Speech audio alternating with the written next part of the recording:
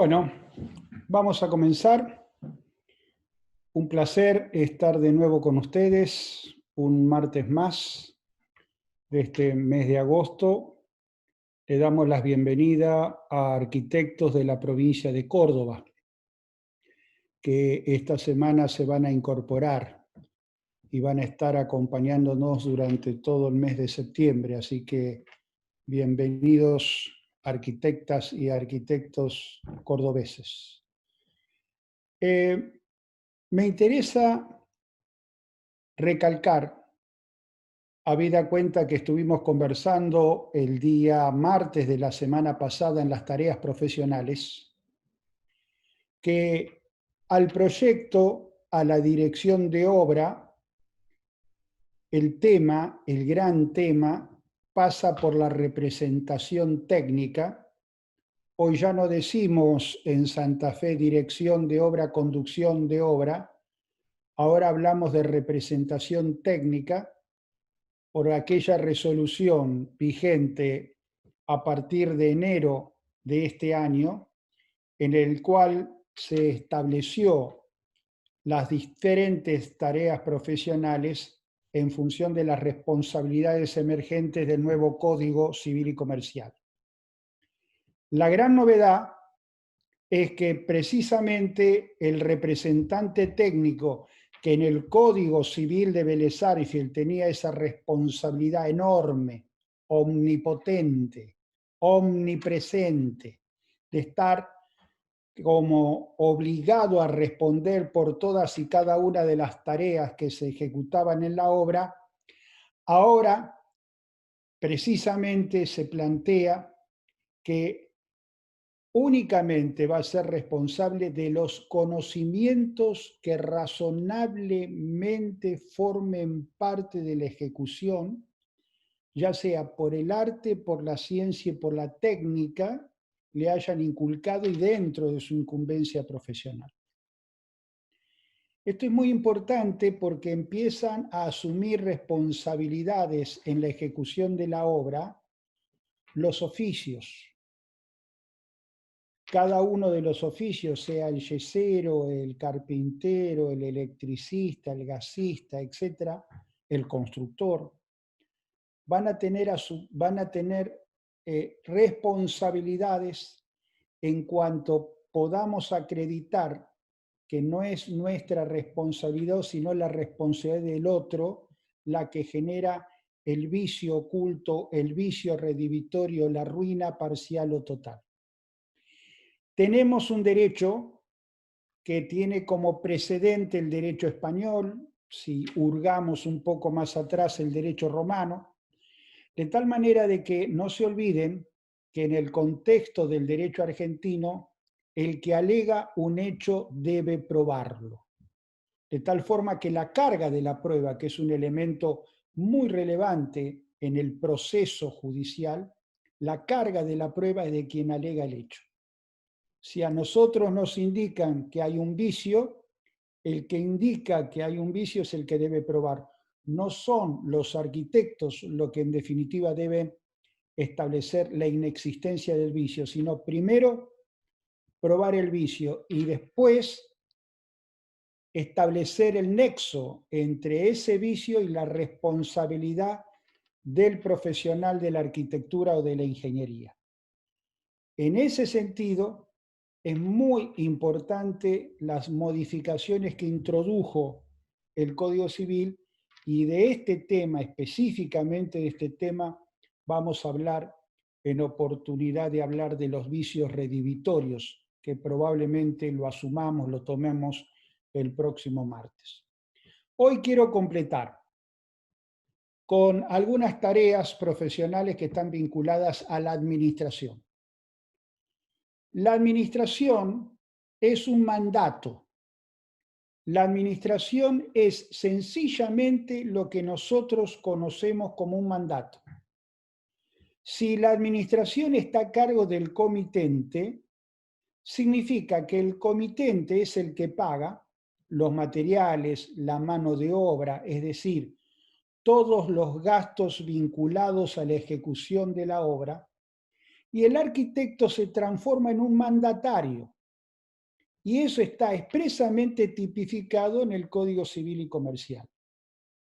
El arquitecto paga a los albañiles semanal, quincenalmente. El arquitecto paga al proveedor de los materiales. El arquitecto paga a los diferentes oficios, pero no paga a nombre propio. Paga el nombre del comitente. Por eso, cuando nosotros hablamos de administración, separamos la administración a cargo del comitente de la administración a cargo del profesional. En la administración a cargo del profesional es muy lógico y diríamos obvio, ¿eh? Llave en mano. La llave en mano es típicamente una tarea en donde el arquitecto no solamente asume el proyecto, la dirección de obra, eventualmente la representación técnica, sino también la administración de la obra. Y él es el que carga con todo lo que implique los gastos que insume la ejecución de la obra. Pero la administración a cargo del comitente es, insisto, un mandato. Ahora bien, si el arquitecto lo ejecuta, no hay duda alguna que esa administración, ese mandato, esa tarea que implica movilizarse, trasladarse de un lugar a otro o estar atento a la compra de un material, al pedido específico de una mercadería o el pago que hay que hacer de esa mercadería, si el arquitecto, insisto, la ejecuta, tiene derecho a cobrar sus honorarios profesionales y consiguientemente hacer aportes por esa actividad profesional. Pero no siempre ocurre, no siempre ocurre. Nosotros tenemos en el Colegio de Arquitectos sobrados ejemplos de empresas constructoras que designan a el arquitecto y que fundamentalmente la administración está a cargo de un fideicomiso.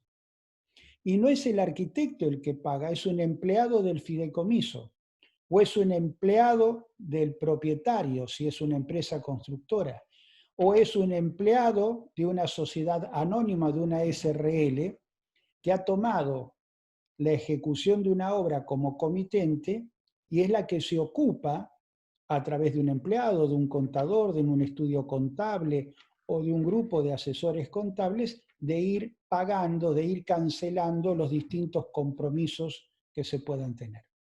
Por eso, en realidad, yo, más que administración a cargo del comitente, digo presupuesto de obra ejecutado por mandato del profesional a cargo del comitente.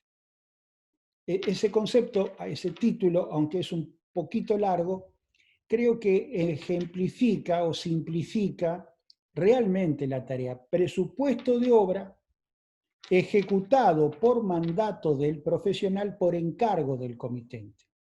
Diferente del presupuesto de obra a cargo del comitente.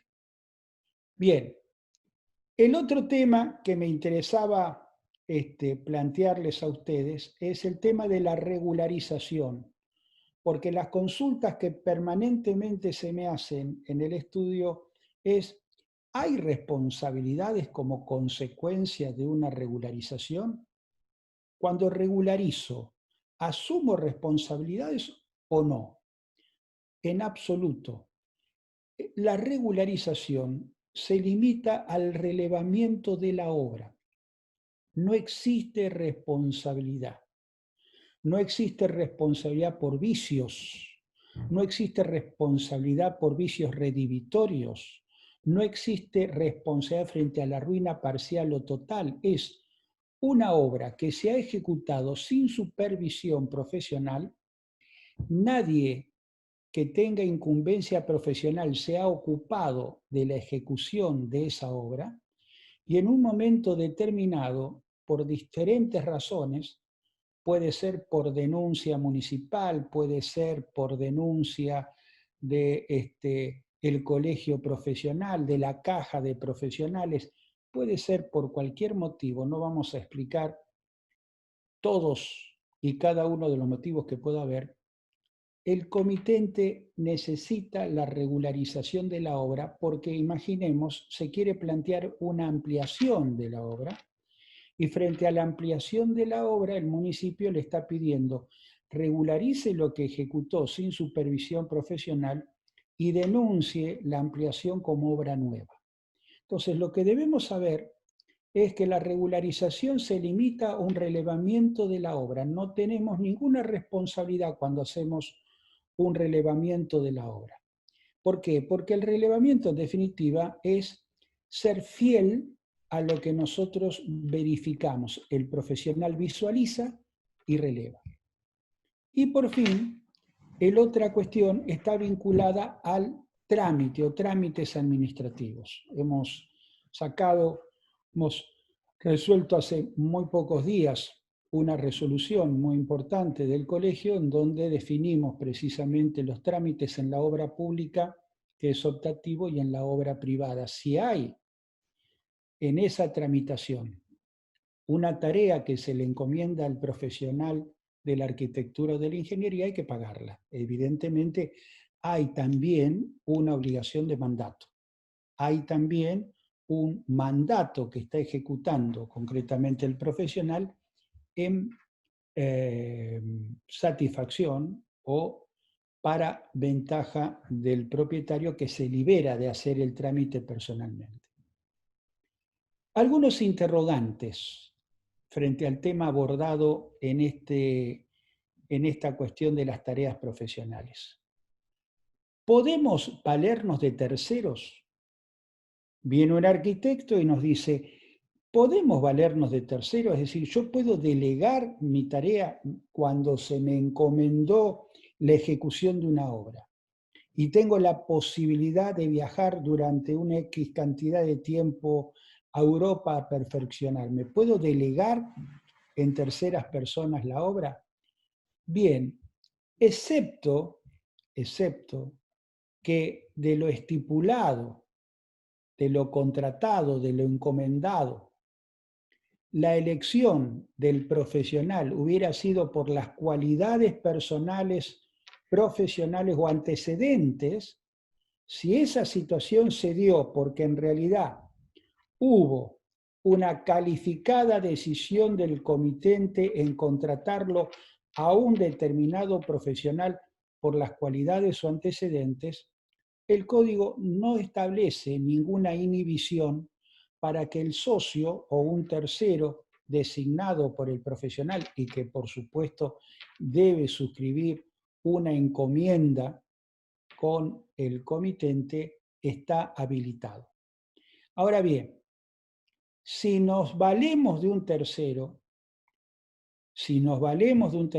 y no hay encomienda profesional distinta de la que se hizo originariamente, siempre la responsabilidad es del profesional encomendado en primer término. Este es un tema que ustedes tienen que saber. Otro interrogante, todos interrogantes que se formulan en las consultas profesionales. ¿Perecen los bienes necesarios para la ejecución de una obra por fuerza mayor? Una inundación implicó que muchos de los materiales que teníamos depositados en obra perecen. ¿Quién es el que soporta la pérdida del material? El costo de ese material. La pérdida la soporta la parte que debe proveerlos.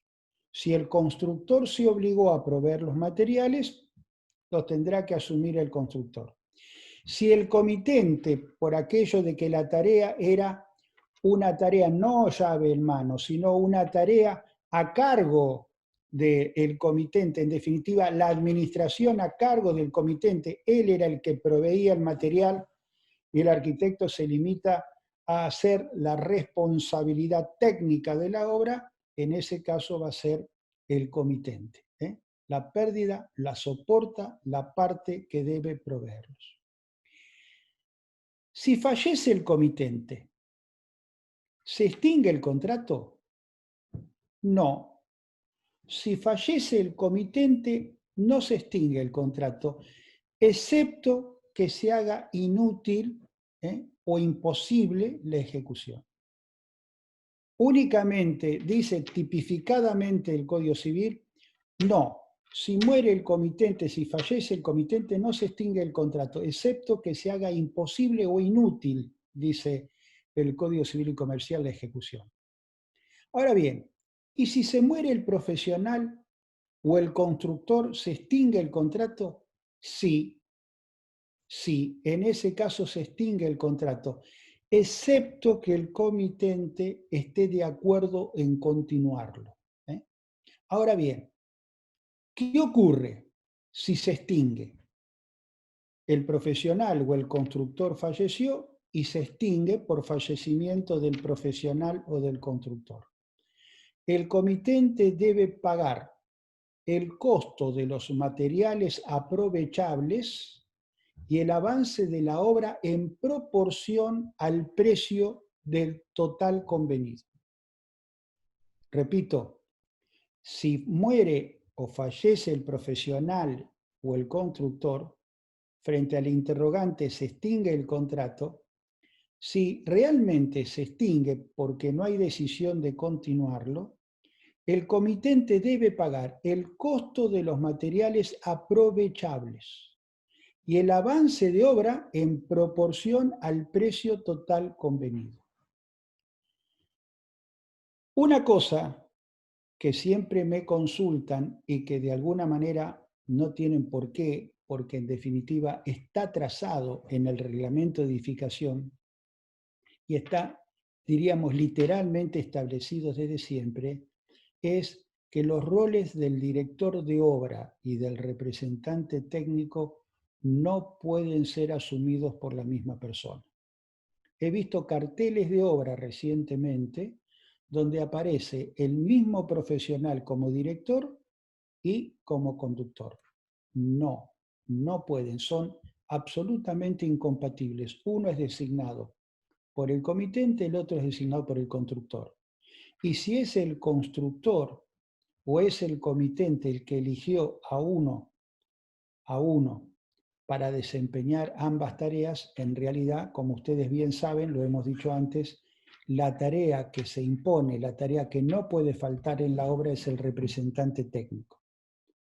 Aquello que dijimos hace algunas semanas. Firmé de puño y letra como director de obra. Yo no soy representante técnico. Se lo dije al comitente. Yo no quiero ser representante técnico. Yo voy a ser director de obra. ¿Quién es el representante técnico? Pregunto. No sé, no.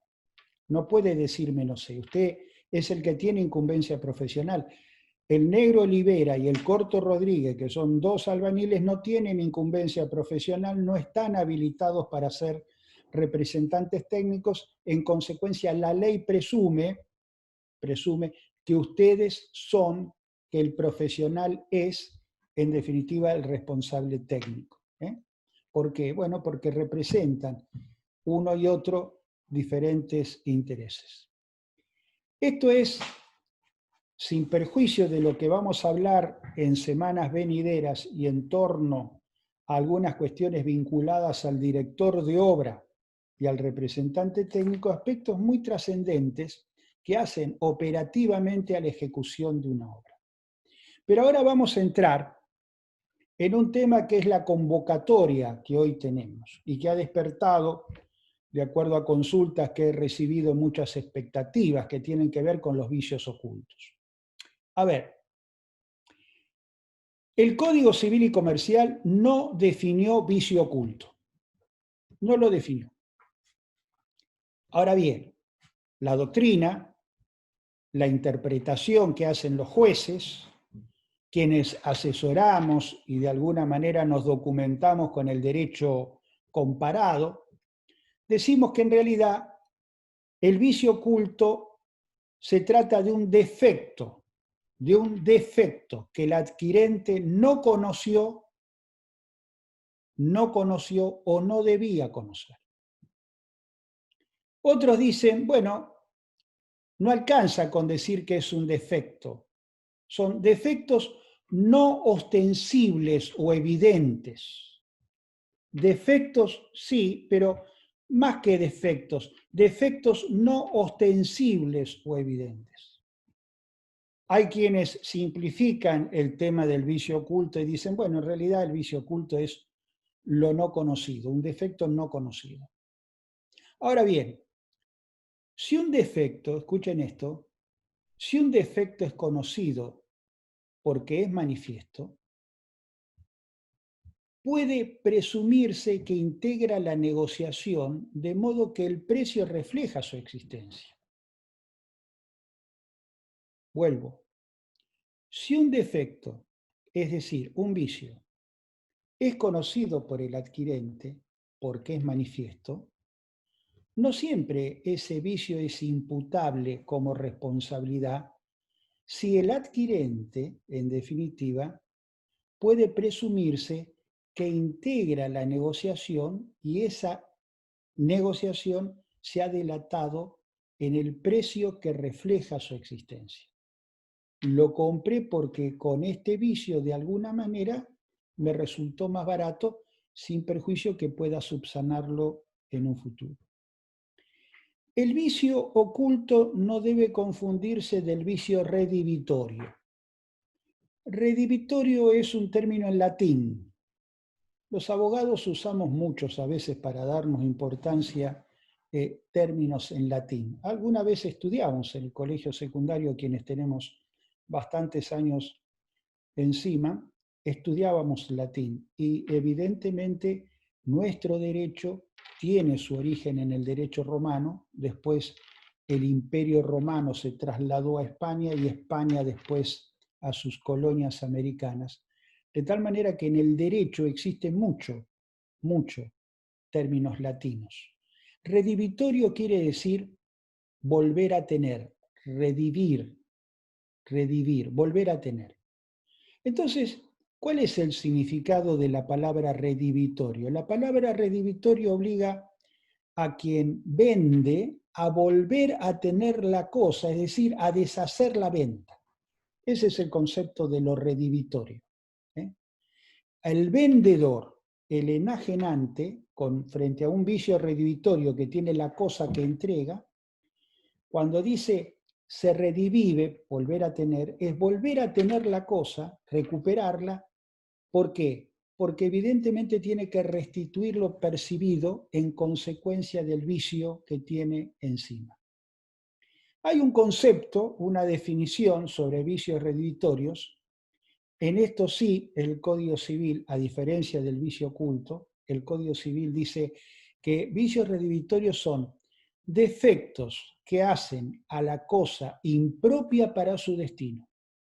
El vicio redivitorio es un vicio oculto grave, que puede ser oculto o que puede no serlo, pero es un vicio grave, que hacen a la cosa impropia para su destino por razones estructurales cuando afectan la estructura de un edificio, o funcionales, es decir, cuando afectan la funcionalidad de ese proyecto edilicio, que disminuyen la utilidad que le podemos dar a ese estar, a ese hábitat humano, como nos dice la incumbencia profesional, a tal extremo, y ahora escuchen, que de haberlos conocido el adquirente no lo habría adquirido o su contraprestación hubiese sido significativamente menor.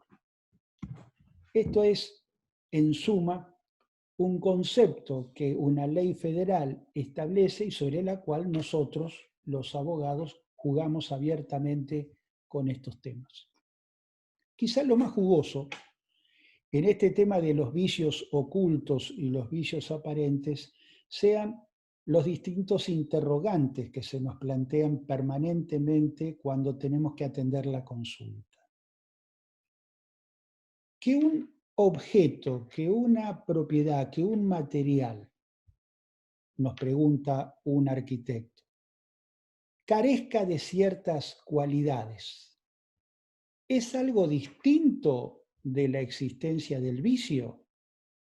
A ver, sí, La carencia de ciertas cualidades en determinados materiales es algo distinto de la existencia del vicio. Sí, una cosa es que sea de baja calidad en comparación con otras similares y no es una cosa viciosa, es una cosa diferente. Yo vendo un proyecto constructivo de baja calidad, no es que la obra esté viciada, es diferente en tanto y en cuanto que comparada con otras similares es evidentemente de una calidad inferior. Otro interrogante. Entregar cosas de calidad diferente. ¿Diferente a qué? Bueno, diferente a la pactada. Ajá. ¿Es un vicio oculto? No. ¿Cómo? No. Entregar cosas de calidad diferente a la pactada no es un vicio oculto. ¿Genera consecuencias jurídicas? Claro que sí. Genera consecuencias jurídicas. ¿Por qué? Porque la existencia no es el defecto, sino lo que denominamos afectación del principio de identidad del objeto. Repito, porque esto es muy interesante y porque muchos profesionales se equivocan. Cuando entrego una cosa de calidad diferente a la pactada, no estoy hablando de un vicio oculto, estoy hablando en definitiva de una situación que va a generar consecuencias jurídicas, no hay duda que va a generar, pero no es vicio oculto. Y hay un ejemplo, si ustedes quieren, típico. Si se acordó que yo le vendiera un motor de 100 HP y entrego un motor de 75 HP, supone evidentemente que estoy entregando una cosa distinta. No hay duda, hay consecuencias jurídicas. Y ustedes me podrán preguntar, ¿y cómo sería un vicio en ese mismo ejemplo? Bueno, si yo entrego un motor de 100 HP, pero no levanta más de 75 HP de potencia, ahí tenemos un vicio. ¿Se dan cuenta? Esa sutil diferencia que a veces los abogados acostumbrados a la letra y a la literalidad de la norma jugamos y evidentemente las consecuencias son distintas. Me preguntan, ¿existe una sola clase de vicio? No, no. Hay dos fundamentalmente. El vicio de la estructura o el vicio funcional. El vicio de la estructura es cuando el vicio implica un defecto intrínseco absoluto. Un vicio de estructura implica ruina parcial o ruina total. No hay manera de sacarse de encima ese sallo. Ahora, hay un vicio que no hace a la estructura sino a lo funcional. Y hay otro ejemplo clásico también. A mí a veces los ejemplos clásicos son muy didácticos, muy pedagógicos, por eso los utilizo, aunque a lo mejor no tenga que ver específicamente con la construcción, la arquitectura o la ingeniería, pero sirve, pedagógicamente sirve. ¿Cuál sería un vicio funcional y no estructural? Una antigua máquina de coser puede servir para decorar una sala y no será viciosa, ya que no sirve para hacer costuras.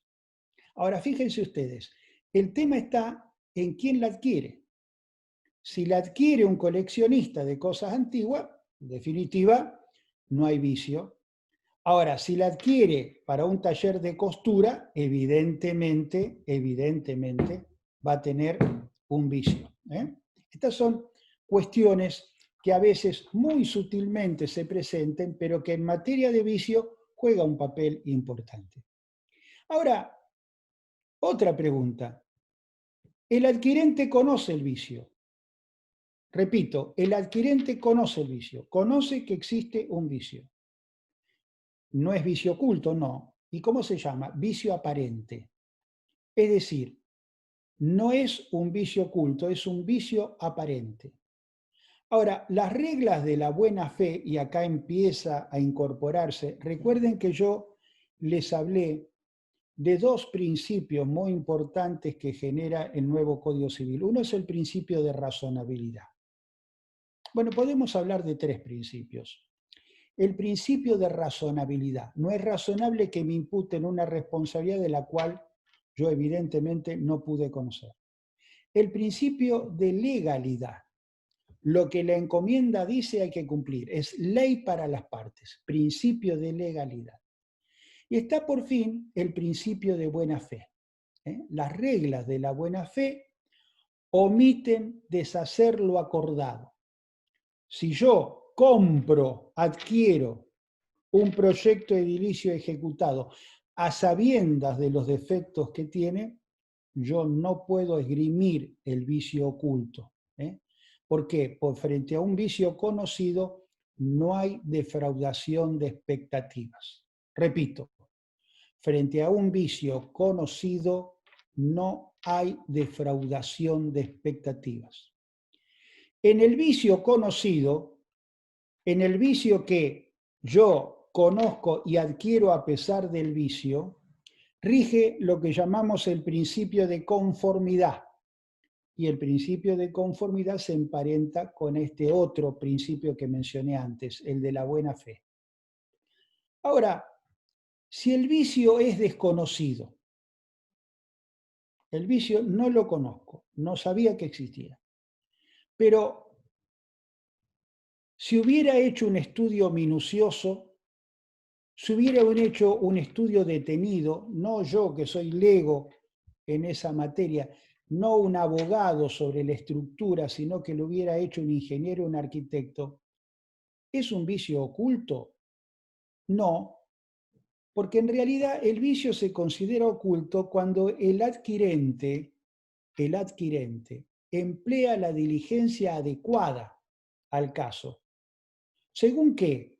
Según las circunstancias del tiempo, el lugar y sobre todo las personas que están negociando.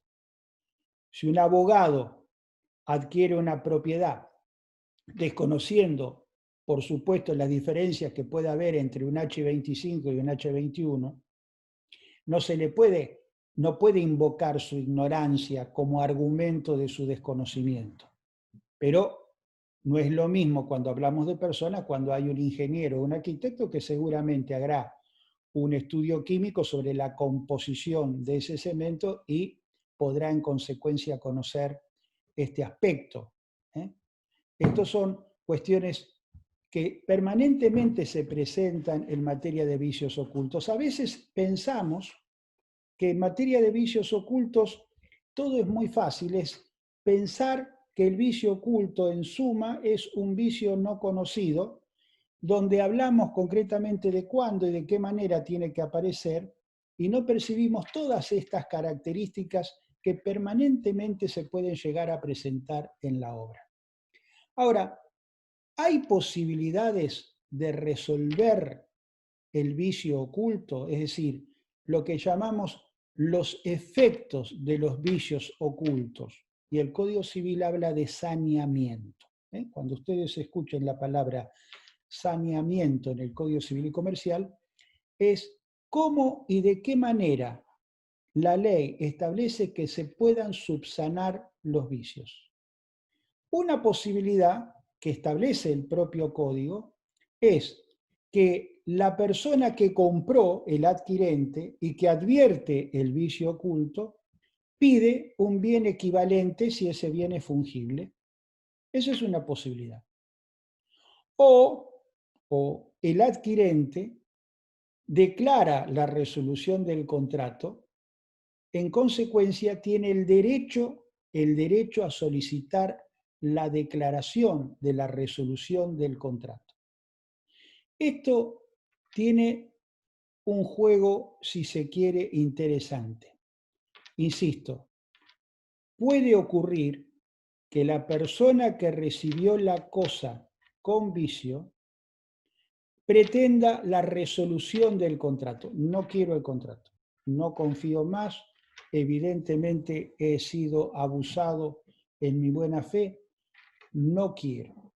Ahora, esa declaración, el no quiero, esa decisión de quiero la resolución del contrato, es una resolución unilateral que vale sencillamente con esa manifestación expresada verbalmente o incluso notificada por medio fehaciente, ora por un escribano, ora por una carta documento, basta de por sí decir, no, voy a buscar la resolución del contrato, no. Cuando nos encontremos en una situación que hemos adquirido un material con vicios ocultos y nosotros no queremos que se subsane, que se lo reemplace, definitivamente perdimos la confianza con ese proveedor y desistimos de hacer o de proseguir el contrato, necesitamos judicialmente hacer lo que llama la declaración de la resolución del contrato. O si se quiere, tenemos que convenir y pautar en un acta o en un convenio que nosotros hemos decidido y consensuado entre el enajenante y el adquirente la resolución contractual. No basta, no vale la decisión unilateral de ustedes. Es una torpeza que muchas veces cometemos. Compramos un material, el material viene viciado y en la bronca y en la rabia y en la impotencia que nos significa, decimos, no, no quiero este contrato, lo llevas de nuevo al material, no lo quiero en obra, y dejan en un stand-by una situación que necesita, insisto, una resolución clara y definitiva. Ahora bien, a la situación que acabo de decir, hay una excepción. ¿Cuándo podemos evitar la resolución del contrato? Y aparece esta situación. Cuando el defecto es subsanable, y el garante, es decir, el que vendió el producto, se ofrece a subsanarlo y el afectado no lo acepta, fíjense las tres condiciones que se establecen acá. El defecto es subsanable. El enajenante, es decir, el garante, ofrece subsanarlo precisamente porque el defecto es subsanable. Pero el afectado no lo acepta. En este caso, al no aceptarlo, pese a que le está ofreciendo subsanarlo, el adquirente va a exigir la reparación del daño, pero no la resolución del contrato. Va a exigir la reparación del daño, pero no la resolución del contrato. Y por fin, para terminar en esta pequeña elocución sobre vicios ocultos, que sigue siendo, junto con los redivitorios, una enorme angustia que pasamos todos en el ámbito de la arquitectura y la ingeniería, aparece el tema de la caducidad y la prescripción. ¿Quién es el que debe denunciar el vicio? No hay duda alguna que el adquirente. Ahora bien, el adquirente tiene un plazo de 3 años para inmuebles. Es decir, dentro de los 3 años, el vicio oculto debe ser denunciado. Ahora, fíjense la particularidad que voy a mencionar.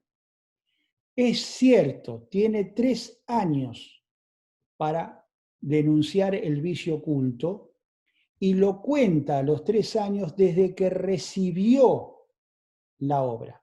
Desde el final de obra, no. Desde que recibió la obra. Por eso es importante cuando yo insisto, señalo y pongo el acento en el acta de recepción de obra. Si dentro de los 3 años del acta de recepción de obra yo no planteé ningún vicio oculto, aquella mancha de humedad que empezó a aparecer no la denuncié, en definitiva prescribió. Pero insisto, hay una particularidad que es muy difícil de probar, no imposible, difícil de probar. Yo tengo 3 años, pero fíjense ustedes, me obliga la ley a denunciar el vicio dentro de los 60 días de haberse manifestado. Tengo 3 años, pero una vez que aparece el vicio oculto, apareció la mancha de humedad, hay un problema de filtración, será en definitiva un problema de impermeabilización, será un problema de mala dosificación de materiales, será una cuestión de napas. Yo tengo 60 días para manifestarlo y no tengo que hacerlo verbalmente o llamarlo por teléfono o mandar un WhatsApp. No, tengo que hacerlo en forma fehaciente. Los dos medios fehacientes, carta documento, es mucho más barata que el acta notarial en donde tengo que hacerlo a través de un escribano. Es muy difícil plantearse el tema de los 60 días de haberse manifestado. No es imposible, en algunos casos se puede probar que esa persona dentro de los 3 años tiene el vicio oculto desde hace 2 años y a pesar de haberse manifestado en todos los departamentos plantearon dentro de los 60 días, pero este se quedó, ya sea porque no la habita, porque la compró para inversión, porque vive en el campo, porque lo adquirió para los hijos que estudian en la facultad. Lo cierto es que es probable, es comprobable que dentro de los 60 días de haberse manifestado ese problema, él no lo denunció. Bueno, eso podría ser un factor para que en definitiva no exista resarcimiento. 3 años. Y esto es muy interesante. ¿Por qué? Porque en el Código Civil de Vélez Sarsfield acompañaba el proceso de los 10 años. Yo he tenido situaciones, la he contado en algunas de mis charlas con ustedes, probablemente para algunos sea reiterativo, pero recuerdo la situación de un edificio de propiedad horizontal, eran 14 losas aproximadamente, donde toda la pared sudeste, toda la medianera sudeste estaba con una espantosa humedad. Era abrir la puerta de cada una de esas unidades que daban sobre la medianera sudeste y advertir el olor a humedad. Abrir los placares y encontrar zapatos, ropa enmohecida. Realmente una situación espantosa. El edificio había sido entregado hace 9 años y el administrador, que había sido muy negligente, pero que en realidad era uno más de los 4 o 5 administradores negligentes que habían pasado como administradores de ese consorcio, plantea, después de un asesoramiento legal, que él podía invocar al constructor y al representante técnico la responsabilidad por ese vicio que evidentemente se había delatado en una forma tan pavorosa. Y hace el planteo. Yo defendía en ese momento a la empresa constructora y al arquitecto, que afortunadamente otro elemento importante que ustedes deben poner el acento, habían hecho el acta de recepción de obra. Y en el acta de recepción de obra no solamente describieron todo lo que habían ejecutado, sino que en lo que llaman manual de mantenimiento, ya ahora vamos a hablar esta semana o la semana que viene, en el manual de mantenimiento se había establecido expresamente en ese manual y en el acta de recepción de la obra que las medianeras se habían pintado y se habían impermeabilizado. La determinación pericial hecha por peritos en los tribunales han determinado que la impermeabilización dura aproximadamente entre 2 y 3 años y han ubicado en 2 años y medio el promedio. De tal manera que cuando encara la demanda este consorcio, invocando la reparación de prácticamente 24 departamentos en todo lo que ha sido la medianera sudeste, ¿qué logramos probar? Logramos probar que esa humedad no era producto de una mala praxis de la constructora o del arquitecto, y mucho menos de una mala dosificación de materiales, y mucho menos de una estructura deficiente, sino de la falta de mantenimiento que el consorcio había omitido. Falta de mantenimiento. La falta de mantenimiento no es un vicio de la arquitectura, es un problema del consorcio. Entonces ustedes van a advertir muchas veces de que la inoperante actividad de algunos consorcios, hecha por personas que en cierta manera improvisan la administración, no tienen el cuidado y la prevención de hacer el mantenimiento edilicio, y por eso es importante otra herramienta que vamos a hablar durante el mes de septiembre, el manual de mantenimiento, que juega de la misma manera que el manual de mantenimiento de nuestros automóviles. La posibilidad de que ustedes no se divorcien de la obra, sino que estén latentes, en contacto, vinculados matrimonialmente, si ustedes quieren el concepto, con la obra, durante los 5 años que ahora en definitiva es vuestra responsabilidad. Bajó de 10 años a 5, en vicios ocultos dije antes 3 años, y se mantiene lo que es razonable, principio de razonabilidad, para la ruina parcial y para la ruina total 10 años. Ahora bien, es importante otro elemento para terminar. Insisto, en vicios ocultos 3 años y deben manifestarse, o deben denunciarse, perdón, dentro de los 60 días de haberse manifestado. En los vicios redivitorios, 5 años. Ahora, ¿pueden aumentarse convencionalmente esos plazos? Ustedes me dirán, ¿qué quiere decir? Convencionalmente, yo puedo, como una especie de publicidad de mi empresa, de propaganda de mi empresa, yo puedo decirle a los futuros potenciales adquirentes de inmuebles, miren, mi empresa es una empresa seria y responsable, yo tengo 5 años de responsabilidad en vicios redivitorios. Si ustedes compran mis unidades, yo les voy a dar 8 años de garantía en vicios redivitorios. Y en vicios ocultos no les voy a dar 3 años, les voy a dar 5 años para que ustedes sepan de la seriedad con que opero. ¿Puedo, repito, puedo aumentar los plazos convencionalmente? Sí. Y en realidad muchas empresas están utilizando estos factores de alguna manera para generar toda esta cuestión vinculada a la oferta y la demanda. Bueno, hemos dejado atrás vicios ocultos. Espero que algo más, un poquito más de vicios ocultos les haya quedado. Estamos en 45 minutos. Nos vemos el martes que viene con vicios redivitorios. Un abrazo muy fuerte. Gracias a los cordobeses por estar. Y por supuesto a todos ustedes.